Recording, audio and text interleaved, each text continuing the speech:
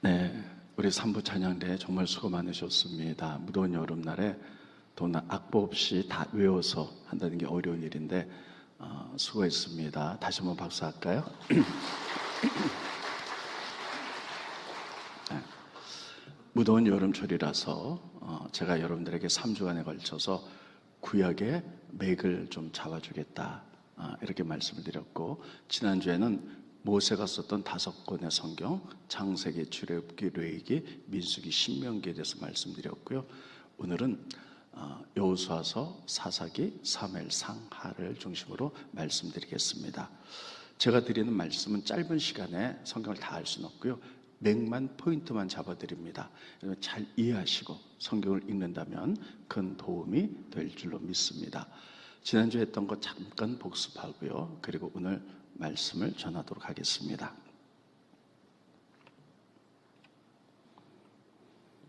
자, 창세기 12장에 보면 아브라함이 갈대 우르에서 살고 있었어요. 유브라데스 티리스가 기억이죠. 그 다음에 이렇게 말씀하십니다. 내가 너에게 지시한 땅, 본토 친척 아비주를 떠나라. 그래서 다 버리고 가나안 땅에 들어갑니다. 그런데 아직 그들은 너무 미약했어요. 그래서 그들을 민족으로 만들기 위해서 요셉을 통하여 이집트로 들어가게 만들죠. 그래서 이집트에 들어가서 고센 땅에 이스라엘민족이 삽니다. 그리고는 400년 동안에 그들이 번성해서 200만의 민족을 이루게 됩니다. 그리고 요셉이 돌아갔어요. 여기까지가 창세기다. 자, 지난주에 말씀드렸습니다. 그러면 하나님이 모세를 통하여 이스라엘 민족을 애굽에서 구원해내죠. 그래서 출애굽기, 애굽에서 나오는 기로. 그래서 여기가 홍해바다인데 홍해바다를 가르고 시내산까지 오게 됩니다. 이게 출애굽기예요. 그리고 시내산에서 하나님 율법을 주시죠. 그래서 너희가 가나안 땅에 들어가면 하나님께 제사 드리는 방법 5가지, 그리고 절기를 어떻게 지켜야 될지, 그리고 가나안 땅에 들어가면 그들이 얼마나 타락하고 우상을 섬기는지 그 실상에 대해서 적나라하게 여기 18장에 쓰고 있습니다. 그래서 그것을 따르면 안 되고 영향력을 끼치는 제사장 국가가 되라 말하는 것이 레위기. 그리고 이스라엘 민족이 광야에서 40년을 보내게 됩니다. 그때 하나님이 만나 매체기 먹여주시고 구름 기둥 불 기둥으로 인도하신 이야기, 이게 신명기 광야에서. 그리고는 모세가 이스라엘 민족을 이끌고 가나안 땅 들어가기 전에, 이게 요단강입니다. 모압 땅에서 이스라엘 민족에게 가나안 땅에 들어가면 너희가 하나님 믿으면 축복받을 것이고 하나님 말씀 버리고 우상 섬기면 저주받는다고 3개의 설교를 해요. 이 3개의 설교를 묶은 것을 신명기다. 이게 민수기고요. 이게 신명기다. 이렇게 하고 모세가 돌아가셨다. 지난주에 여기까지 말씀을 드렸습니다. 그러면 오늘은 여호수아, 그리고 사사기, 사무엘, 상하, 왕들 만든 이야기까지 말씀을 전하도록 하겠습니다. 자,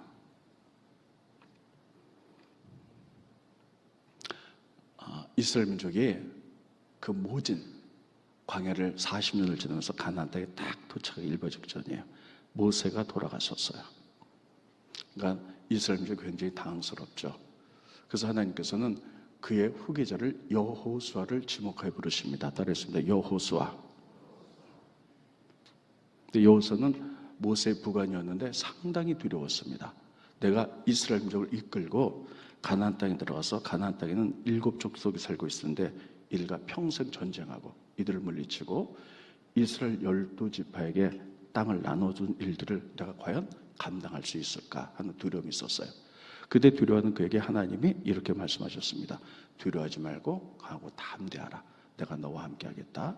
특별히 하나님 말씀을 주어로 묵상하고 실천하면 형통하게 될 것이다. 약속의 말씀이 주어져요. 그래서 여호수아는 그 말씀을 붙들고 가나안 땅에 들어가 전쟁을 하고 승리하고 이스라엘 민족이 그 땅을 나눠주게 됩니다. 스크린봇입니다.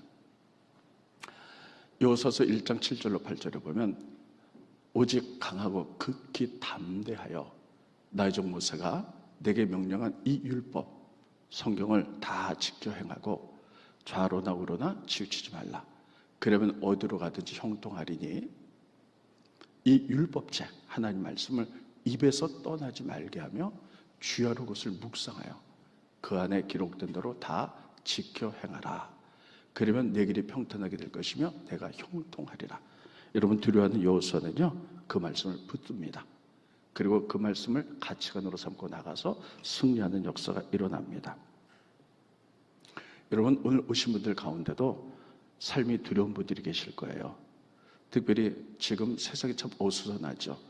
정치가 참 복잡하고 경제가 어렵고 지구 환경도 깨져서 언제 어떻게 될지 많은 사람들이 분노 속에 있고 또 무엇을 해야 될 때 과연 잘할 수 있을까? 이러한 어려운 마음속에 있는 사람들, 오늘 하나님이 여러분들에게 이 말씀을 주시는 줄 믿으시기 바랍니다.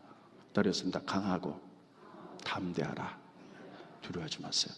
그리고 하나님 말씀을 내 입술에서 떠나지 않게 하고 묵상하고 말씀대로 행한다면 형통할 줄로 믿습니다.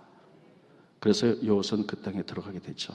자, 그러면요 여러분 하나님이 이스라엘 민족을 제사장 국가로 삼으시겠다 그랬어요.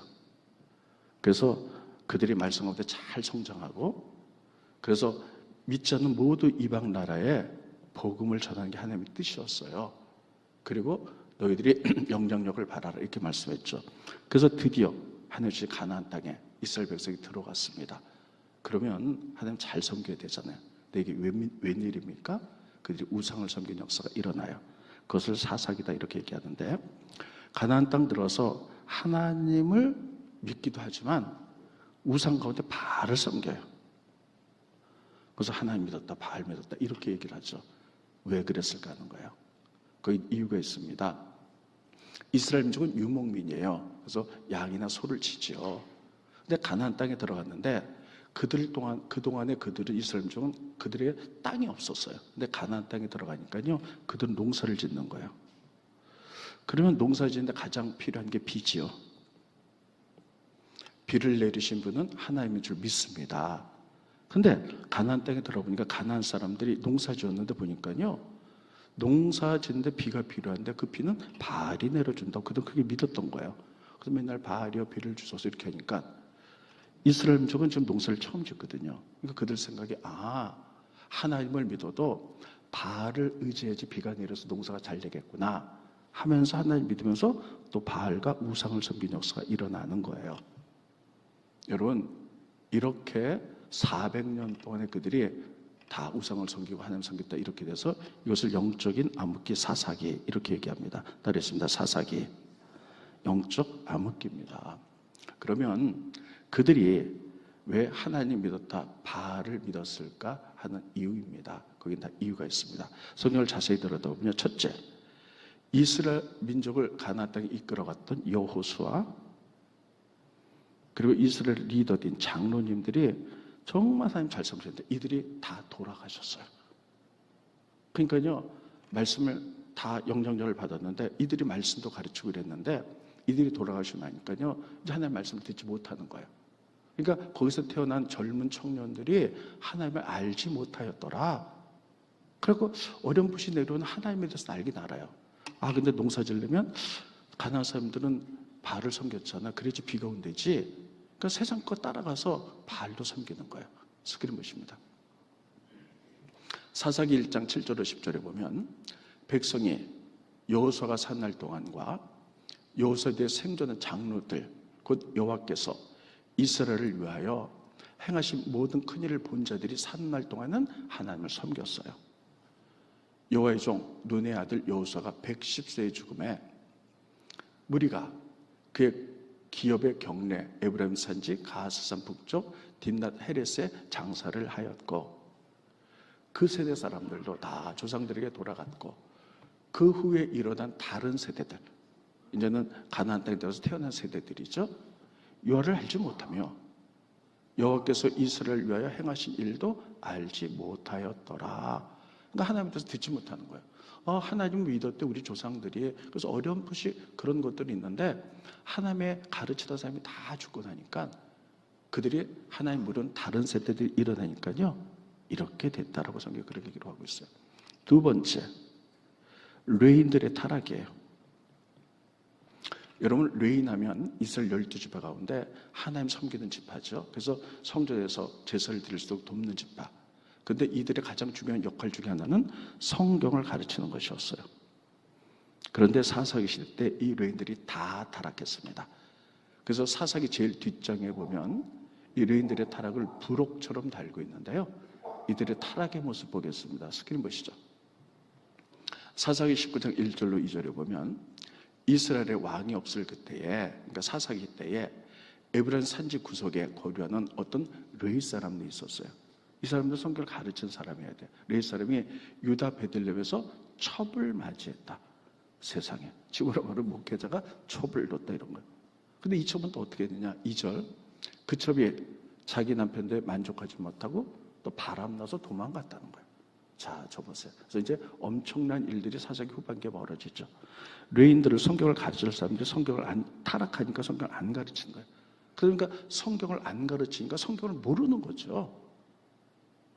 그러니까 성경을 알지 못하니까 어렴풋이 우리가 하나님 믿어서 우리 조상들도 나 하나님 믿어.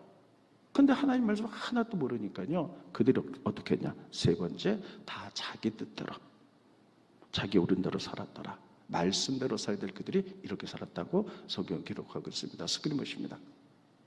그때에 사사기 마지막 부분이죠. 이스라엘의 왕 하나님 다스린 자가 없었으므로 사람이 각기 자기 속인의 옳은 대로 말씀대로 살아야 되죠. 하나님이 그것 때문에 이스라엘 민족에게 가나안 땅을 주셨는데 자기 속인의 옳은 대로 행하였더라. 자, 저 보세요. 자기의 뜻대로 살았다는 거예요. 여러분, 이거를 볼 때 하나님이 이스라엘 민족에 승부수를 던지셨어요. 넌 제사장 국가가 되어서 가나안 땅에 들어가 모든 나라에게 영향력을 끼치는 복음 전하는 나라가 돼야 돼. 그래서 그 모진 고생을 하면서 하나님의 은혜 가운데 가나안 땅에 들어갔는데 영향력 끼치고 말씀을 가르쳤던 여호수아 장로들이 돌아가셨고 말씀을 가르쳐야 될 레위인들이 다 타락했고, 그러니까 말씀을 들을 기회가 없지요. 그러니까 자기 뜻대로 살았다. 하나님 믿기도 하다가 필요하면 바알을 섬기기도 하고 막 이랬다는 거예요. 이게 영적 암흑기 사사기 시대입니다. 그래서요, 영적 암흑기 사사기 시대는 이런 사이클을 계속 400년 동안 돌아갑니다. 자, 그들이 하나님 버리고 우상을 섬겨요. 하나님이 너무 기가 막혀서 그들에게 회개할 기회를 주시죠. 그래서 고통, 전쟁이 일어나게 만들어요. 그럼 그들 그때 깨닫고 하나님께 부르짖어 기도해요. 아이고 하나님, 우리가 잘못했어요. 용서해 주세요. 우리 살려주세요. 그럼 하나님이 사사를 보내세요. 그러면 사사가 딱 전쟁에서 승리하게 만들죠. 그럼 그들이 금사하는 섬겼다 또 다시 평화로우면 우상 섬기고, 고통이 오면 기도했다가 사사가 해결해주면 또 우상, 이런 사이클이 400년 동안 계속 돌아갑니다. 하나님을 알지 못했던 세대, 말씀을 들을 기회가 없었기 때문에 이렇게 이야기를 하죠. 저는 이것을 보면서 이 시대를 봅니다. 이 시대 젊은이들 다 어디로 갔나요 지금? 코로나 이전과 이후가 너무 많이 달라요. 여러분, 이 시대 보면 우리의 믿음의 소녀들과 또 우리 어르신들도 우리가 믿음의 터들을 대한민국에 다 갖고 와서 천만의 크리스찬을 자랑했죠. 그런데 여러분, 청년들이 다 없어졌어요. 교회를 다 안 다녀요. 여러분도 어떻습니까? 여러분들은 좀 믿음 생활하지만 여러분 자녀는 신앙생활 하시나요? 여러분 자녀들은 지금도 신앙생활을 열심히 하시나요? 열심히 하는 아이들도 있지만 대부분의 아이들이 부모가 교회 중직교육을 하는데도 교회를 다니지 않습니다. 거기 이유가 있어요. 통계가 나왔는데요, 그 이유는 바로 부모들이 아이들을 말씀으로 가르치지 않았기 때문이다 라는 통계가 나왔어요. 그래서 부모가 집에서 열심히, 그럼에도 불구하고 말씀 집에 교회 가라고 이렇게 하면요, 아이들이 그 신앙을 지킨다는 거예요. 근데 부모들이 초등학교 때는 열심히 신앙생활해요. 중학교, 고등학교 잘 안 가려고 그러죠. 그때 핑계는 열심히 공부해서 좋은 대학교 가야 된다. 주일날도 학원 가야지. 그 부모가 그래, 그러면 대학교 가서 믿어. 여러분, 대학교 가서 믿던가요? 다 흩어져. 저 안 믿고 오히려 기독교를 대적하는 일들도 일어나게 됩니다. 이게 뭡니까? 부모들이 말씀으로 가르치지 않았기 때문이다. 그래서 지금 영적 암흑기가 도래되고 있어요. 여러분 지금 우리의 믿음을 다음 세대에 물려줘야 되는데 다음 세대가 거의 믿질 않아요. 믿는 애들이 거의 없을 만큼 굉장히 심각한 문제, 영적인 사사기가 도래되고 있습니다. 그래서 하나님께서는요, 지금 전 세계 보면 이스라엘 민족이 지금 이스라엘 전쟁이 일어나잖아요. 이스라엘. 근데 주변에 모든 이스라엘 주변에는 전부 다 아랍 국가, 전부 다 무슬림이에요. 그 어마어마한 무슬림 국가가 이 이스라엘을 이겨내지 못해요. 그 이유는 무엇입니까? 이스라엘은 작지만 전 세계에 정치, 경제, 문화, 예술 모든 분야를 석권하고 있는데, 그때 미국이라는 나라에 다 석권하고 있는데, 여러분 이 작은 이스라엘이 그렇게 된 이유는 있습니다. 그게 바로 쉐마 교육이에요. 쉐마 교육, 유명한 신명기 교육이죠. 이 교육 때문에 어려서부터 철저히 말씀을 가르쳐서 이 아이들이 성장해서 이렇게 되는 겁니다. 스크린 보십니다. 쉐마 교육 너무 중요합니다. 네, 방송. 신명기 6장 4절로 9절입니다. 이스라엘아 들으라. 들으라는 말이 히브리 말로 쉐마예요. 따르겠습니다. 쉐마. 들으라. 우리 하나님 여호와는 오직 유일하신 단 하나님 하나님이시니, 첫째, 부모인 너희는 마음을 다하고 뜻을 다하고 힘을 다해 하나님을 사랑하라. 부모 먼저요. 부모 먼저 하나님 사랑하라. 네, 그 다음에 오늘 내가 너 부모에게 명하는 이 말씀을 마음에 새겨라. 그리고 내 자녀에게 부지런히 가르치라는 거예요. 따르겠습니다. 부지런히 가르쳐라. 집에 앉았을 때든지 길을 갈 때든지 누워있을 때든지 일어날 때든지 이 말씀을 강론할 것이며, 너는 또 그것을 내 손목에며 기호로 삼고 내 미간에 붙여 표로 삼고 또 내 집 문설자 바깥문에 기록 가르치지라. 새기고 부지런히 가르치라는 거예요. 이게 유명한 쉐마입니다. 그래서 이스라엘이 전 세계 작지만 가장 강대한 민족이 되었던 것이죠. 여기 보면요, 따르겠습니다. 부모가 먼저, 따르겠습니다. 부모가 먼저 하나님 사랑을 마음에 새긴다. 그리고 가르치는 거예요. 부모가 새기지 않는데 어떻게 가르치겠어요? 그래서 성경을 여러분 히브리 말로 토라라 그래요. 그럼 부모는 히브리 말로 호라예요. 따르겠습니다. 호라. 호라는 뭐냐면 성경을 가르치는 사람, 이런 뜻이에요. 그래서 사실은 부모가 가르치지 않았기 때문에, 부지런히 하지 않았기 때문에 영적인 암흑기 사사기가 지금 도래되고 있다는 겁니다.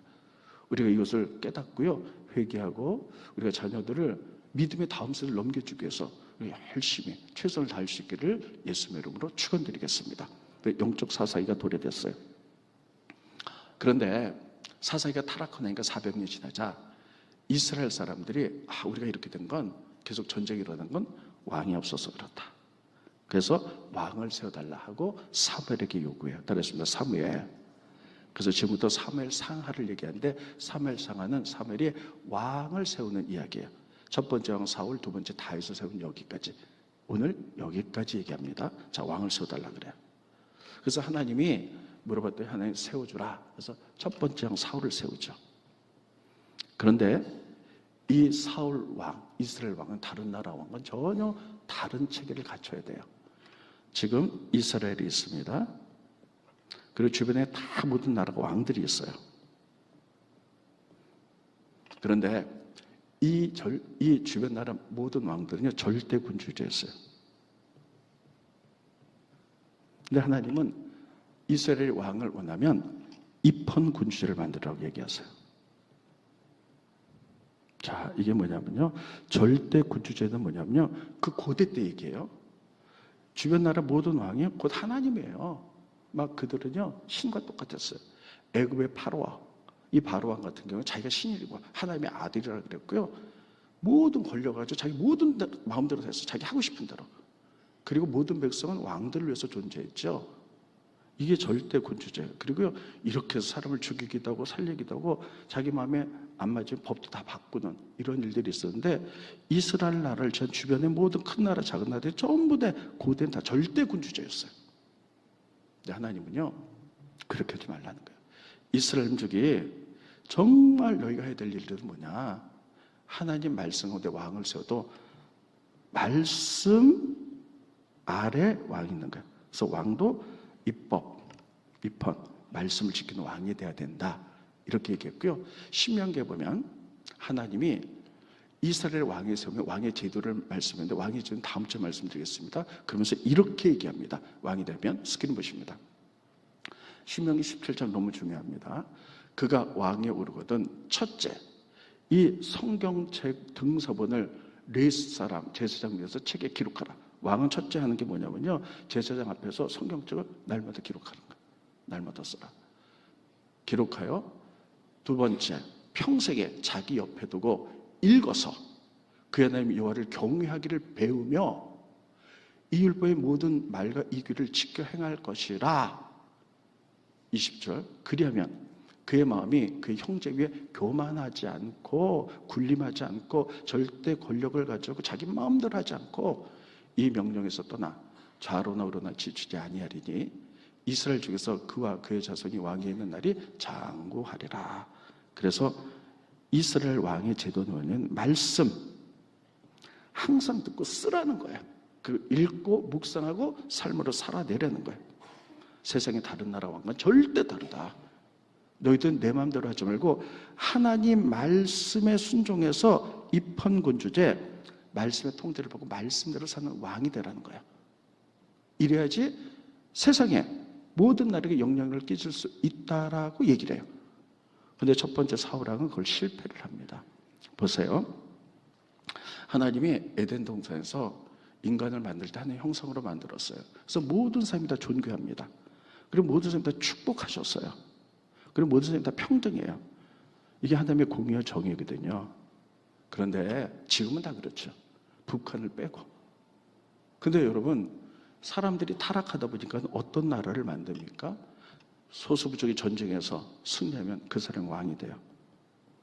그리고 나머지 백성들은요, 왕에게 세금을 다 비참하게 살아. 애국 같은 나라는 왕의 피라미드 만드느라고 전체적으로 노예를 사는, 그 하나님이 만드신 공평하고 아름다운 세상을 불공평하게 만들었어요. 그래서 하나님이 이스라엘 민족에게 하나님의 나라를, 복음을 전하고 하나님의 나라 만들어라. 이스라엘 민족은 세상의 왕들이 이렇게 사는 거 하나님의 원리에 맞지 않는다. 그래서 이스라엘 너희가 왕을 원하기 때문에 왕은 세워준다. 그런데 하나님 말씀을 왕이 날마다 읽고 쓰고 행해서 말씀의 제도 밑에 살아라. 그리고 너희는 제사장 국가로서 세상에 영향을 끼치는 나라이기 때문에 주변의 나라, 이게 잘못됐다는 것, 하나님의 나라 섭리를 가르쳐서 물에 바다 덮은 같이 하나님의 나라, 평화의 나라, 평등의 나라, 축복의 나라, 존귀한 나라, 공의와 정의의 나라를 만들으라고 말씀하셨는데, 그래서 왕을 세웠는데 사울이 그렇게 못하는 거예요. 그래서 사울이 왕이 됩니다. 처음에는 그럴듯하게 살았어요. 근데 시간이 지나면서 실수를 하는데, 실수는 아니고 하나님 보시기엔 치명적인 거예요. 첫째, 블레셋이 쳐들어와요. 그럼 전쟁 앞에서 이스라엘 민족은 어떻게 해야 되냐? 반드시 하나님께 묻게 되어 있어요. 그래서 제사장이 와서 하나님께 제사 드리고 이 전쟁 어떻게 할 거예요? 하나님 나가라고 나가고, 그리고 나서 전쟁에 나가는 거예요. 그런데 사무엘이 일주일에 오겠다 하는데 일주일이 지났는데 안 오는 거예요. 그럼 좀 더 기다리면 되잖아요.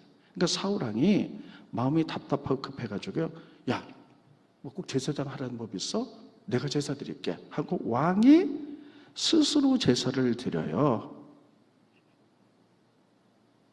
끝나자마자 사무엘이 오죠. 왕이 망령되이 행했다.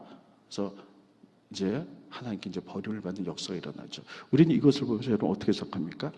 뭐 그럴 수도 있지.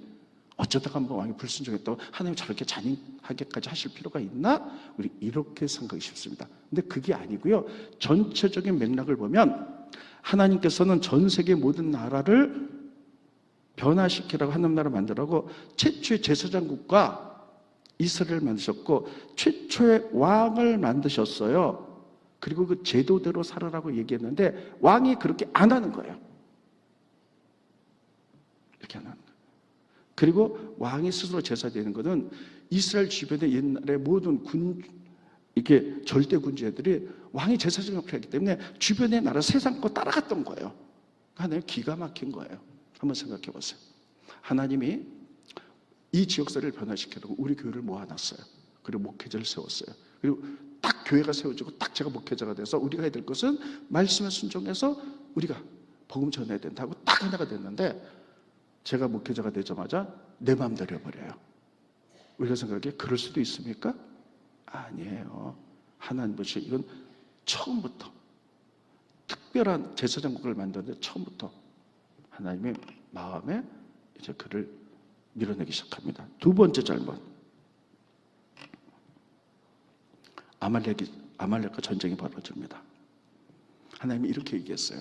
이번 전쟁은 헤렘, 그랬습니다. 헤렘은 뭐냐면 성전입니다. 성전은 뭐냐면요, 거룩한 전쟁이에요. 이 전쟁은 하나님이 같이 하는 전쟁이에요. 헤렘하면 하나님이 항상 이기십니다. 그러면 헤렘하고 나서는 꼭 이스라엘 민족이 지켜야 될 게 있어요. 이 헤렘은 거룩한 전쟁이면서 사실은 또 저주받은 전쟁, 이렇게까지 얘기를 합니다. 헤렘에서 하나 승리하게 되면 상대편의 전리품들을 전부 다 불태워야 돼. 가지면 안 되고요. 그 다음에 모든 사람을 진멸해 나가야 돼. 그래서 아말렉과의 전쟁에 사울에게 이렇게 얘기했어요. 이번 전쟁은 헤렘으로 너희가 승리하게 될 것이다. 그러므로 너희가 전리품 얻으면 다 불태우고 진멸하라. 승리하게 해주셨어요. 그런데 사울이 어떻게 했나요? 그 말씀을 어기죠. 스크린 보십니다. 사울은 이거 아까 했던 거 이거 넘겨주시고요. 네, 이거 넘겨주시고요. 그다음 네, 사울과 백성이 아말렉의 왕과 다 죽이라 그랬는데 왕을 살려주죠. 그의 양과 소의 가장 좋은 것 또는 기름진 것과 어린 양과 모든 좋은 것을 남기고 진멸하기를 즐겨하지 아니하고 가치 없고 하찮은 것은 진멸했다, 이렇게 쓰고 있어요. 우리가 생각하기에 전체적인 역사를 물어보면 그럴 수도 있지 않아요. 뭐 쫀쫀하게 전쟁에서 승리해 주시고 뭐 몇 마리 남겼다고, 제사장이 늦게 왔다고 왕이 한번 제사 드릴 수도 있지, 이렇게 생각이 쉬워요. 근데 큰 의미를 보면요, 하나님이 전 세계에 복음을 전하라고 이스라엘 국가를 제사국가로 삼으시고 그 땅을 주셨고 나라가 만들었고 첫 번째 왕을 세웠는데, 그리고 제도를 딱 가르쳤는데요, 왕이 그렇게 안 하는 거예요. 주변의 나라처럼 다 하는 거예요. 그리고 하나님의 말씀을 어겨나가는 거예요. 하나님이 왕 세운 것을 이제 싫어하셨어요. 그래서 하나님이 사울을 마음속으로 패하시고 사무엘을 통해서 다윗을 왕으로 삼으려고 했죠. 사울이 이거 알았어요. 그래서 다윗을 죽이려고 묻어내를 써요. 그래서 다윗은 고통 중에 있다가요, 사울이 블레셋과의 전쟁에서 죽게 되죠. 그리고 다윗이 왕이 됩니다. 다윗이 왕이 된 다음에 다윗은요, 여러분 정말 하나님 마음에 쏙 든 왕이었어요. 하나님 마음에 합한 왕이었어요. 왜요? 그가 하나님의 말씀을 너무 잘 알았기 때문에, 말씀대로 살았기 때문이에요. 그러면 이 다윗이 하나님의 말씀대로 사는 거, 그게 뭐가 그렇게 중요한가? 굉장히 중요해요. 왜냐하면 다윗을 사사기 말기 시대 때 사람이라고 하거든요. 근데 사사기 시대 때는요, 다 자기 좋은 대로 살았고 하나님 말씀이 희귀했다 그랬어요. 말씀을 잘 몰라. 근데 어린 다윗은 어렸을 때 목동이었거든요. 목동이면 가장 천한 직업인데도 말씀을 잘 알았고 순종이 나갔어요. 이게 다윗의 위대한 면이에요. 시편 1편 1절 2절에 보면 이렇게 쓰고 있습니다. 스크린 보시죠.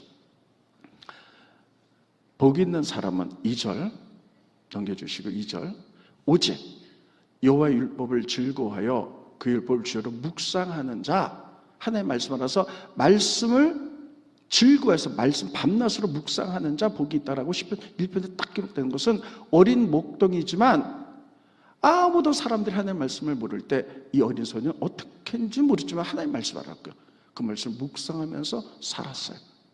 그래서 이 다윗이 나중에 위대한 왕이 될 수 있던 것은 말씀에 순종했기 때문이에요. 자, 그런데 다윗은 굉장히 위대한 왕이죠. 그리고 전쟁을 굉장히 많이 해서 나라를 부강시켰던 왕인데, 지금 다윗은 이렇게 됩니다. 처음에 하나님이 아브라함을 믿음의 조상으로 딱 부를 때요, 이렇게 말씀하셨어요. 아브라함에게 너희가 나중에 낳고 해서 이스라엘 민족이 되거든 내가 너에게 주는 땅은 여기 유브라데스 강 입구 하맛 어기부터 여기에 시내산이 있는데 애굽강까지.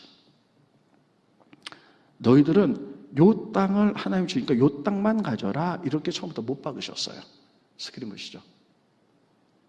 창세기 15장 18절에 보면 그날에 여호와께서 아브라함과 더불어 언약을 세워 이르시되 내가 이 땅을 너희 민족에게 너희가 낳고 해서 나중에 민족이 되면 이 땅 주겠는데 애굽강에서부터 큰 유브라데강 입구 하맛 어기까지 내 자손에게 주겠다. 이렇게 약속했어요. 찾아보세요.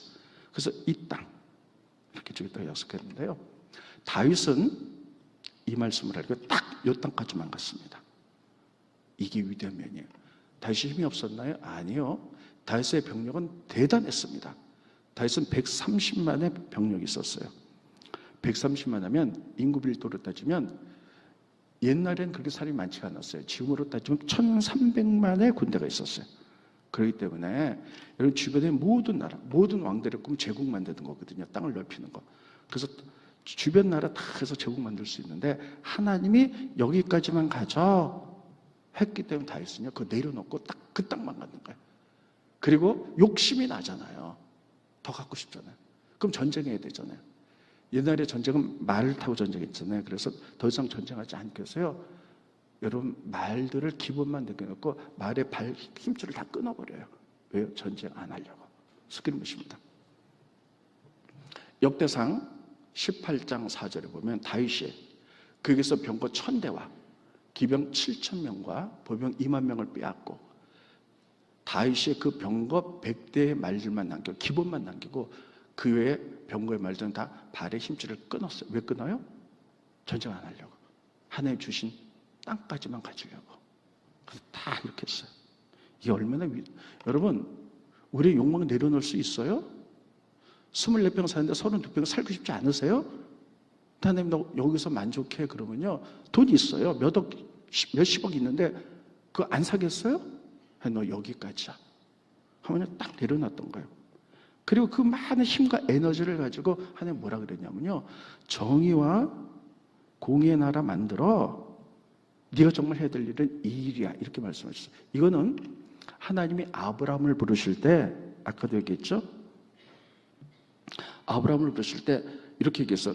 너희는 요 땅까지만 가질 거고 그리고 너희가 낳고 해서 민족을 이룰 경우 너희가 해야 될 것은 뭐냐? 정의와 공의 나라를 만들으라고 너 선택한 거야? 하고 처음부터 창세기부터 말씀하셨어요. 스크린 보십니다.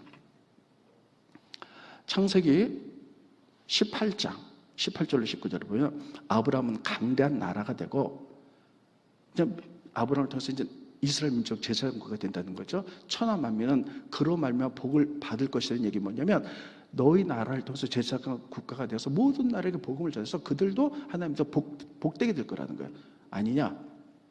내가 그로 아브라함으로 자식과 권속에게 낳고 남은 민족이 명하여 하나님의 또 말씀을 지켜서 정의와 공의를 행하게 하려고 너를 선택했다는 거예요. 이게 하나님의 뜻이었어요. 이는 나 여호와가 아브라함에게 대한 말들을 이루게 하려 함이라. 그래서요, 자, 저 보세요. 다윗은 그것을 알았어요. 성경을 너무 잘 아는 거죠. 이걸 알아갖고요, 딱 하나의 가지런 땅만 갖고 다 전쟁 안 하기로 다 말 힘줄 끊어버리고 그가 했던 것은요, 하나님이 원했던 공의와 정의의 나라를 만들기로. 큰 나라가 아니라 바른 나라를 만들기로 결정해서요, 다윗은 그 나라를 만들었다라고 성경에 기록합니다. 스크린 보십니다. 사무엘상 8장 15절에 보면 다윗이 온 이스라엘을 다스려 다윗이 모든 백성에게 정의와 공의를 행할세 따르했습니다. 정의와 공의를 행할세. 이게 하나님이 원했던 마음에 그대로 살게 된 하나님의 마음에 가장 합당이 있다는 거예요. 그래서 다윗이 가장 위대한 왕이고요, 이 땅에 메시아가 오면 다윗과 같은 메시아가 올 것이다 라고 그렇게 그에게 이야기하고 있는 거예요. 그래서 다윗은요, 큰 나라가 아니라 하나님 말씀으로 정착한 바른 나라. 저는 여기에 큰 도전을 받습니다. 우리 교회는 이 정도면 참 우리 감리가 좀 굉장히 큰 교회인데 더 이상 큰 교회가 아니라 바른 교회, 하나님 말씀이 이끄는 교회, 말씀대로 사는 교회로 여러분과 제가 나갈 수 있기를 예수님의 이름으로 축원드리겠습니다. 그러기 위해서는요, 말씀을 정확히 알아야 돼. 많은 사람들이, 많은 교회에서 많은 목회자들이, 많은 성도들이 성경을 읽어도요, 이 전체적인 줄거리를 몰라요.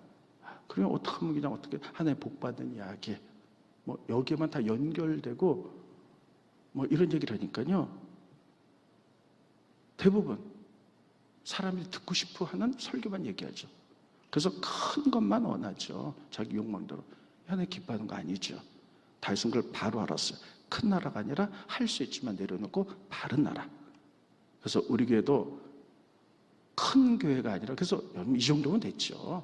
그래서 우리가 부목사들 목회 잘하라고 막 다 나눠줘, 다 이런 일들을 하잖아요. 잘해서 보내고. 그래서 따르겠습니다. 바른 교회. 따르겠습니다. 바른 교회. 네. 이렇게 될 수 있기를 예수님 이름으로 축원드리겠습니다. 이게 하나님이 원하는 정말 모습이에요. 자, 그런데 마지막으로 여기까지 얘기할게요. 다윗은 정말 하나님을 사랑했고 하나님의 축복을 받았어요. 그래서 그의 소원이 성전을 지어드리는 것이었어요. 그런데 하나님이 거절하죠. 왜요? 성전은 평화의 하나님이 임하시는 건데 넌 전적을 너무 많이 해서 피를 너무 많이 흘렸다는 거예요. 그래서 너한테 안 받는다. 참 얼마나 속상하겠어요. 하나님을 위해서 드리려고 했는데 하나님이 안 받는다는 거예요. 그리고 이 성전은 거룩하고 평화의 왕이 임하는 곳이기 때문에 전쟁하지 않는 내 아들 솔로몬을 통해서 받을 것이다. 이렇게 얘기를 해요. 그래서 다윗은 그것을 받아들이고요, 자기 아들 솔로몬이 성전을 지을 수 있도록 다 준비해 놓습니다. 솔로몬은요, 차려니 밥상에 밥만 먹은 거예요. 지못하는 얘기는 역대기 상에 있습니다. 역대상. 제가 시간만 충분히 있으면 다 말씀 찾아볼 텐데 시간이 없어서 말씀을 하면, 첫째, 성전을 지을 수 있도록 재물을 다 모아놔요. 어마어마한 재물을. 두 번째, 성령의 감동으로 성전의 설계도를 다 만들어요. 성전 어떻게 짓고. 세 번째, 찬양대를 조직해. 다 조직들을 만들어놔요. 그리고 돌아가실 때 솔로몬에게 얘기했고, 솔로몬은요, 이대로 돈도 있죠, 설계도도 있죠. 그래서 다 이거 성전을 만들었을 뿐이에요. 진짜 위대한 건 다윗이죠. 그래서 찬양대가 조직되었고, 다윗 솔로몬 성전 짓기 전에는 예배드릴 때 찬양이라는 게 없었어요. 그런데 이제 솔로몬 성전 짓고 난 다음에 그때는 어마어마한 오케스트라 찬양이 있었고, 그때부터 하나님을 찬양이 있었고요, 지금까지. 그리고 이 세상에 닿는 날 천국에 가면요, 14만 4천 명이 하나님을 찬양하는 끝까지 있는 게 찬양입니다. 그래서 찬양대가 만들어졌어요. 자, 그런데 여기서 중요한 거 한 가지만 포인트 짚고 말씀을 정돈해 드리도록 하겠습니다. 다윗은 그렇게 하나님을 사랑했고 다 완벽하게 준비했는데 피 말리에 흘린 사람이다. 그래서 하나님이 거절했죠. 그래서 성전은 따르겠습니다, 평화의 상징이다. 따르겠습니다, 성전 안에서는 평화로워야 된다. 성전에서 절대 큰 소리 나면 안 돼요. 성전에서 절대 싸움하면 안 돼요. 평화의 성전. 그래서요, 솔로몬이 성전을 지을 때 어떻게 했느냐? 여러분, 성전 지을 때 나무, 돌 다 필요했잖아요. 그런데 성전 지을 때는요, 나무 하는 톱, 도끼, 망치 하나도 쓰지 않았어요. 그건 사람을 죽일 수 있는 무기가 될 수 있기 때문에 전부 다 떨어진 곳에서 다 다듬어 갖고 와서 조립만 했어요. 스크린 보십니다. 열왕기상 6장 7절에 보면 이 성전은 건축할 때에 돌을 그 뜨는 곳에서 다듬고 가져다가 건축하였으므로 건축하는 동안에 성전석에서는 방망이, 도끼, 모들 철 연장 소리가 들리지 아니하였다는 거예요. 왜요? 뭐 성전 짓다가 서로 의견 안 맞으면 뭐 이거 뭐 쇠망치 뭐 방망이로 사람을 해칠 수도 있기 때문에, 그래서 절대 평화의 상징이기 때문에 그렇게 했다는 거예요. 그래서 여러분, 교회는 평화의 왕이신 하나님이 임재하는 곳이기 때문에 이곳에는 평화만 있기를 바랍니다. 이곳에 절대 큰 소리 나서도 안 되고 싸워서도 안 되는 곳이에요. 하나님께 경배와 찬양만 있는 곳이 정말 교회입니다. 그러면서 예수님은 이렇게 말씀하셨어요. 성전 예배드린 자에게 내가 너에게 평안을 주노라. 예배한 자에게. 그 평안은 세상이 알 수도 줄 수도 없는 평강이라는 거예요. 스크린 보십니다. 요거 하나 빠졌겠네요. 자, 요거 보면요. 그 다음에 조금 이따 요거 얘기할게요. 시편 122편에 보면요. 시편 120편은 성전에 올라가는 15개 노래예요. 그들의 성전을 가기 위해서 15개 노래를 부르면서 그 성전에 가는데 122편에 보면요. 그들이 올라가면서 불렀던 노래, 성전에 가서 불렀던 노래가 평화였어요. 하나님, 이 땅에 평화가 없어요. 가족끼리도 맨날 지지고 볶고 싸우고요. 정치인들 싸우고 경제인들 싸우고요. 교회에서도 싸우고 이런 일들이 벌어지는데 하나님 가서 예배할 때 성전에서 이런 평화가 있기 원합니다. 가면서 불렀던 노래예요. 시편 120편 스크린 보십니다. 성전에 올라간 노래 6절로 8절. 예루살렘에 평안을 구하라. 예루살렘 성전 안에서 평화가 있기 원합니다. 그래서 예배드리는 모든 사람이 평화롭게 되기 원합니다. 7절. 내 성 안에는 평안이 있고 내 궁중에 형통함이 있을지어다. 성 안에 우리가 산 사람 모든 마을 가운데 다 평안이 있기 원합니다. 내가 내 형제와 친구를 위하여 이제 말하리니 내 가운데 평안이 있을지어다. 친구, 가정, 모든 사람과의 관계에서 다툼 없이 평화가 있기 원합니다. 이것은 하나님만이 주시는 것입니다 하며 성전에 올라가면서 120편을 불어가면서 성전에만이 하나님의 임재만이 하나님이 계시는 곳만이 하나님의 다스림만이 세상이 줄 수 있는 평화와 평강이 있기 때문에 이것을 바라면서 갔던 거예요. 그래서 그것을 누렸던 거예요. 성전이 이런 곳이어야 됩니다. 그래서 예수님은 우리에게 이렇게 말씀하셨죠. 평안을 줄 텐데 이 평안은 세상에 줄 수도 없고 알 수 없는 평강이다. 스킬 것입니다. 평안을 너에게 끼치노니 나의 평안을 너에게 주노라. 누구의 평안? 나의 평안, 하나님의 평안. 이것은 내가 너에게 주는 이것은 세상에 주는 것 같지 않다는 거예요. 세상에서는 좋은 집을 사고 아이들이 공부 잘하고 출세하고 좋은 차 사고 이런 평화로워요. 근데 그게 하나라도 깨지면 절대 평화가 없습니다. 근데 우리가 그럼에도 불구하고 하나님의 평안을 주겠다는 거예요. 성전 안에서. 오늘 오신 분들 가운데 이런 평화가 깨진 분들이 계실 수 있습니다. 그러나 하나님의 은혜 가운데 하나님 주신다고 약속하셨어요. 이것을 예배 중에 누리고 삶으로 살아내는 게 우리가 신앙생활인 줄 믿습니다. 하나님께 간구하면서 이런 평화. 여러분 도로 세상에 내려보다 하나도 변한 건 없어요. 그러나 그 평화를 가지고 은혜를 가지고 세상을 극복하고 이겨내는 게 믿음인 줄 믿습니다. 이 평화가 여러분과 저희 것이 되기를 바랍니다. 찬송합니다.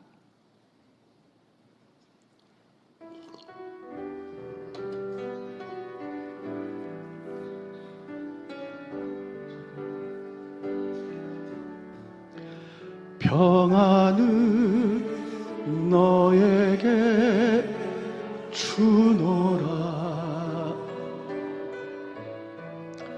세상이 줄 수 없는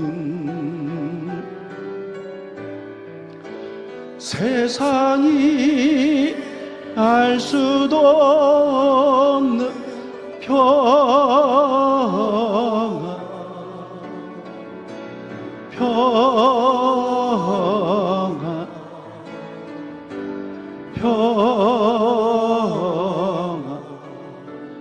평안은 내게 주노라. 여러분 눈 감아 보시고 다시 한번 합니다. 질병 때문에 평화가 깨졌나요? 돈 때문에 평화가 깨졌나요? 가족과의 관계 때문에, 실직 때문에 우리가 평화가 깨질 수가 있습니다. 너무 불안하고 두렵지만 하나님이 주시겠다 말씀했어요. 세상이 줄 수 있는 평화, 이게 은혜인데 이것을 누리시고 믿음으로 극복하시기 바랍니다. 성전은 평화의 장소고 하나님 평화의 하나님입니다. 눈 감고 두 번만 다시 한번 부르고 기도하고 마칩니다.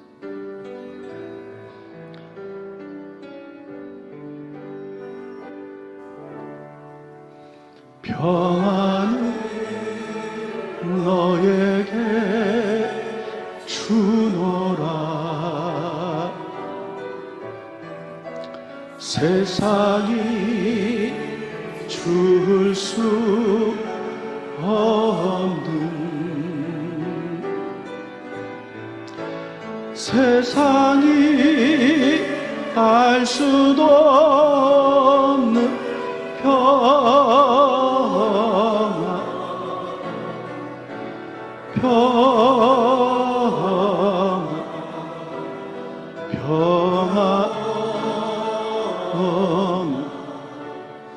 평안을 내게 주님 주십시오. 다시 한번 찬양합니다. 평안을 너에게 주노라. 세상이 줄 수 이 시간이라도 누리셔야 됩니다. 그게 은혜입니다. 세상이 알 수도 없는 평안을